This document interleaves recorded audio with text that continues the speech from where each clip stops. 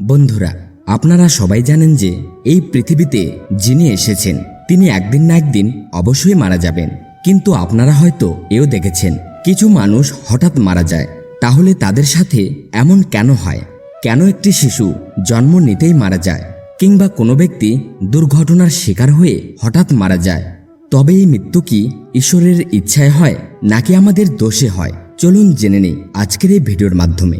বন্ধুরা, আপনি যদি সত্যিই ভগবান শ্রীকৃষ্ণের ভক্ত হয়ে থাকেন তাহলে ভিডিওটিতে লাইক দিন এবং কমেন্টে লিখুন জয় শ্রীকৃষ্ণ। বন্ধুরা, আমরা প্রায় দেখে থাকি যে একটি শিশু জন্মের সাথেই মারা যায়, অথবা কেউ 2 বছর, 4 বছর বা 5 বছর পর মারা যায়। তাহলে এরা কারা?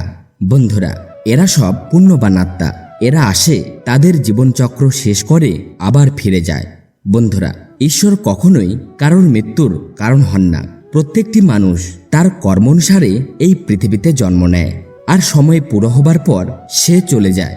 আমরা কেউ জানি না আমার আপনার বয়স কত, কিন্তু আমরা যত পাপ করেছি, যত পুণ্য করেছি, তার সব হিসাব নিকাশ প্রথমে আমাদেরকেই এখানেই করে যেতে হবে।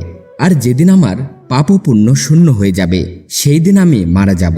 ভগবদ্গীতায় ভগবান শ্রীকৃষ্ণ স্পষ্টভাবে বলেছেন, তুমি তোমার জীবনে যাই করো না কেন, তুমি তা আমার হাতে তুলে দাও।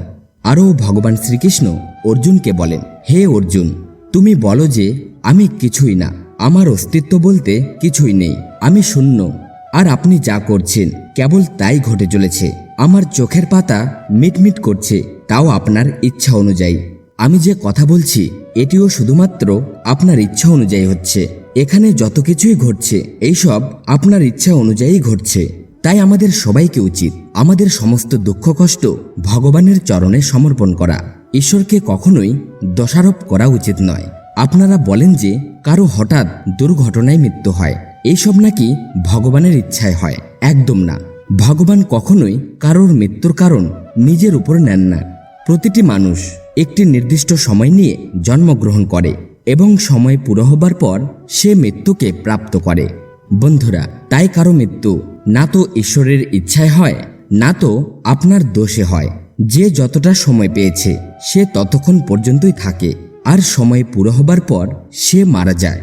তো বন্ধুরা, এই চ্যানেলে নতুন হলে এখনই সাবস্ক্রাইব করে পাশের বেল নোটিফিকেশন অন করে রাখুন। জয় শ্রীকৃষ্ণ বন্ধুরা।